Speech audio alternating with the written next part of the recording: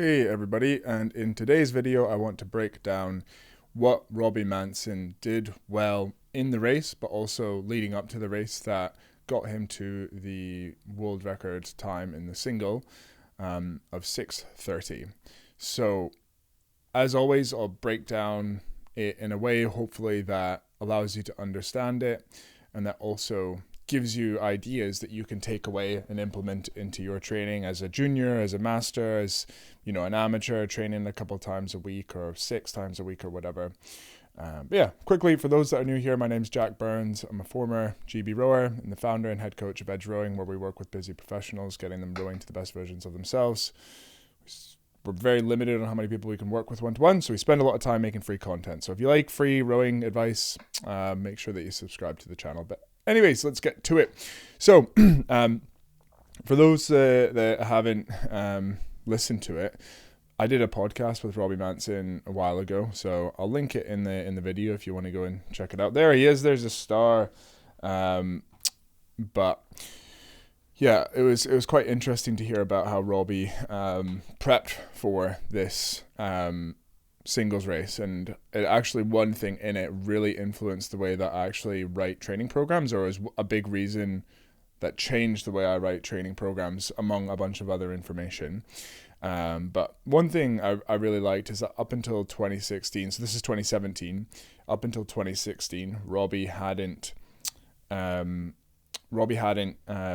had put a lot of pressure on himself. He was putting a lot of his pressure on to perform, and he found himself not really enjoying it. So he kind of took a break, I believe. And I think actually since this race as well, I could be getting this wrong. Sorry, Robbie, if I'm getting this wrong, but I think after this period was pretty stressful for him as well, because he was Mahi Drydestill came back and tried to take his seat. So it was another really stressful point for him. And he's learned that taking breaks and having rests was actually what allowed him to train more consistently and more enjoyably. And obviously, it really worked for him. And there's Angel Fornia Rodriguez, rest in peace, very, very sadly passed away.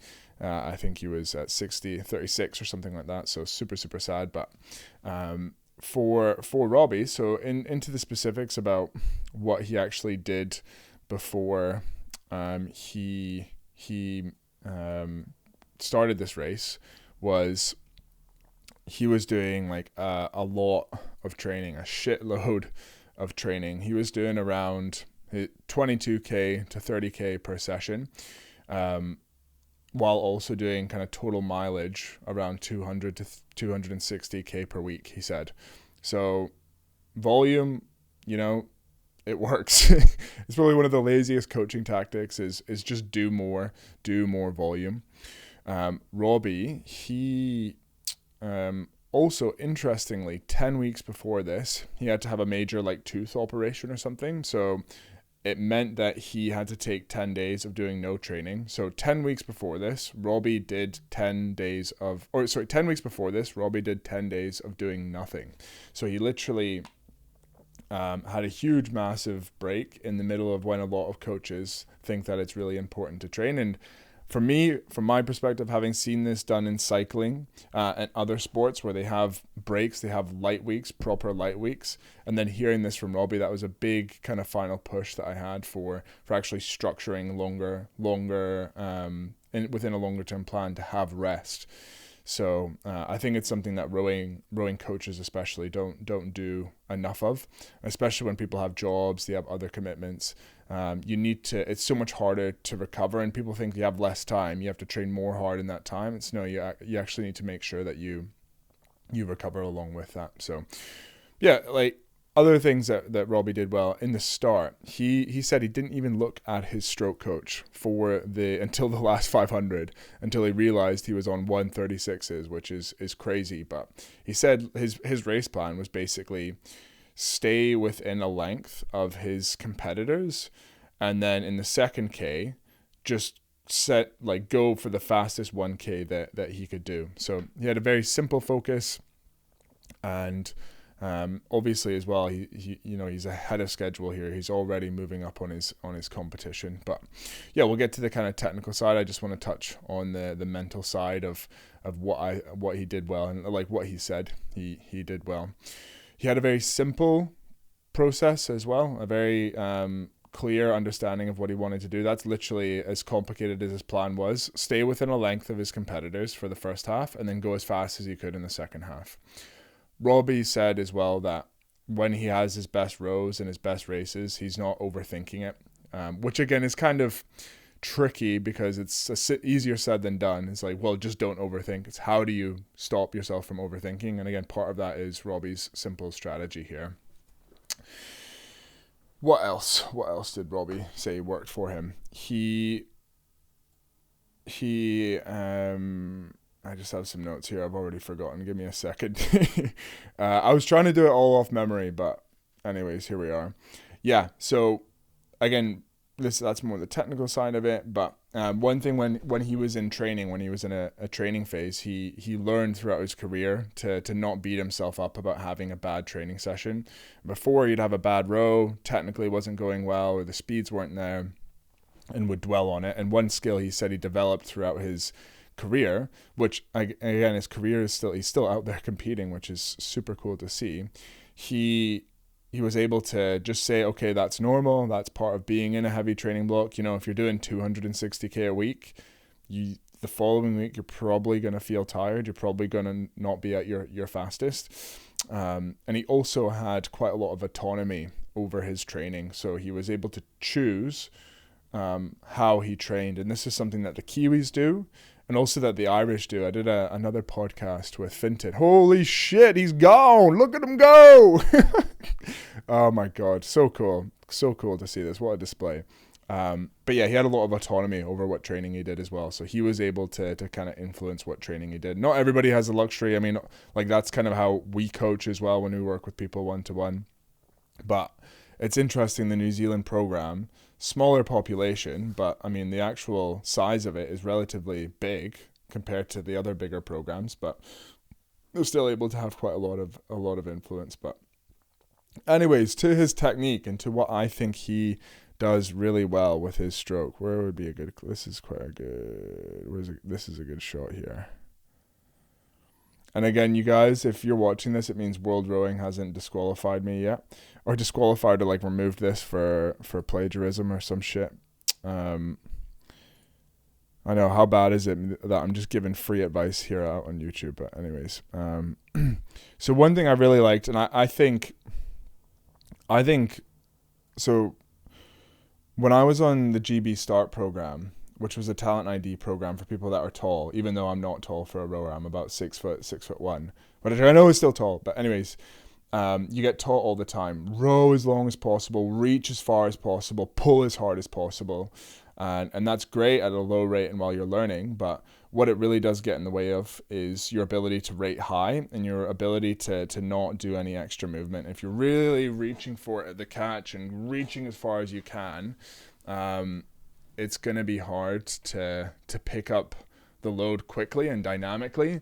And one thing that really made a difference for me was when I rode a double with Will Fletcher, who was an ex-GB lightweight guy. And he said, stay in a good range.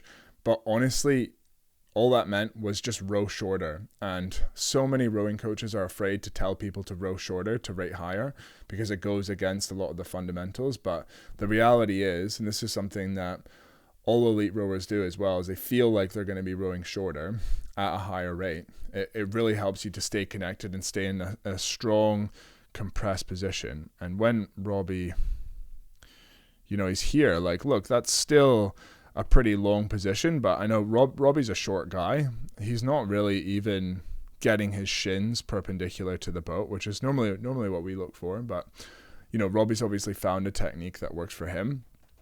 And yeah, maybe, I mean, it's hard for me to sit here and say he could have gone faster if he rode longer. Like, he literally is the fastest person ever. And also doing it while not being insanely strong. I think his 2K is like a 5:53. While the other guys that he's pumping right now are like a 5 in the low 540s. And he's also doing it while not rowing that long. But if we just look at even, oh shit, I'm kind of in the way here, aren't I? Like, not that compressed, but really, really nice and locked. And when Robbie comes out of this position here, when the spoon gets locked in, when the spoon gets locked in, he's able to really dynamically push and squeeze out of this, and he has a very, very nice hang.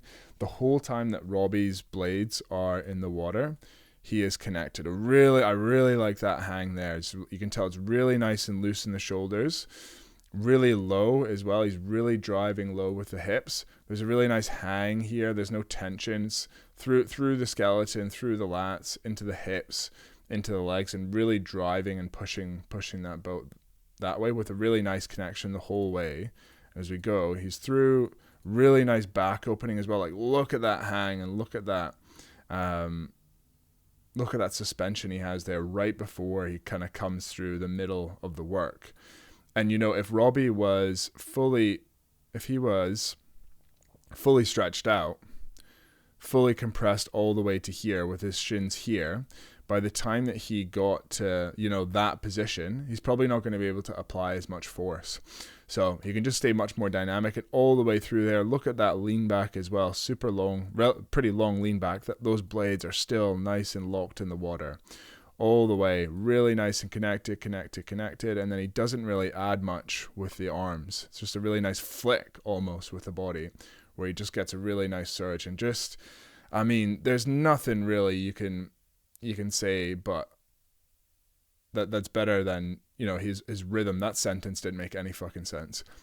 His rhythm here just looks so good, and we can break it apart here, but he just has a really nice flow, clean blade work, good connection at the front, and really good surge and acceleration. And I think a lot of that comes from the fact he's not compressing super far, and he's just staying in a really good, strong position so that he can really whip it and accelerate it through the back end of the stroke. And it's in the singles, it's something you can certainly lean more towards being a bit shorter on the front and then having more acceleration through the back. So really, really cool to see. Really good clean blade work. We're gonna get there we go. This will be a good one.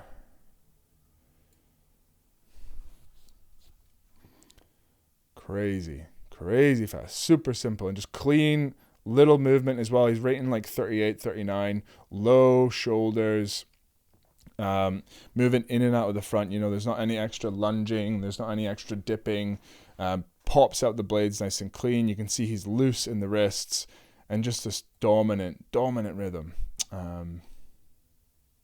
Yeah. Do I have anything else to say? I don't think I do. He went really quick. He trained well.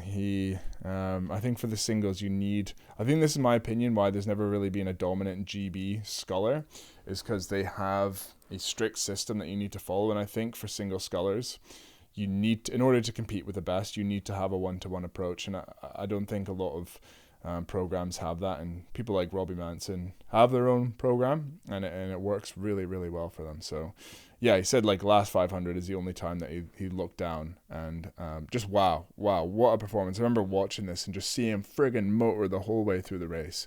It was a privilege to get to see it live. So yeah, he's still the fastest frickin' boat on the course here, 18.6k an hour. Oh, I'm in the way. There you go, 18.6k an hour.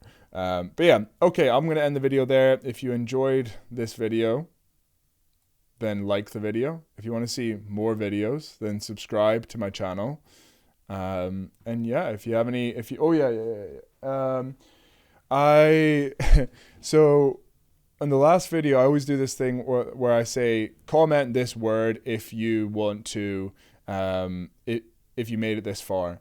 And in the last video, I said, I think that some people are actually commenting by just reading the comments and not actually watching to the end of the video. And there was actually a couple. So what we did is I was like, say the word, but then say it with like an exclamation mark or a question mark or some other like kind of symbol or something like that.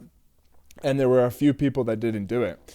So we know that there's someone out there that is that's not watching it to the end of the video and still commenting, stealing everybody's comments. So DM me on Instagram if you have an idea about how we can catch out more of these people who are faking it and they're not actually watching the whole video. They're just reading the comments and then copying that. But anyways, for now, in the meantime, comment. Here we go. Comment.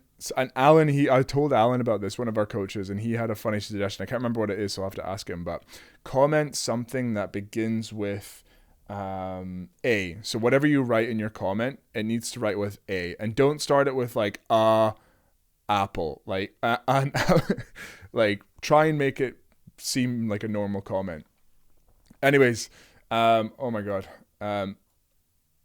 good fun making this content. Comment something with an A and like the video and subscribe and all that nonsense. And yeah, all the best.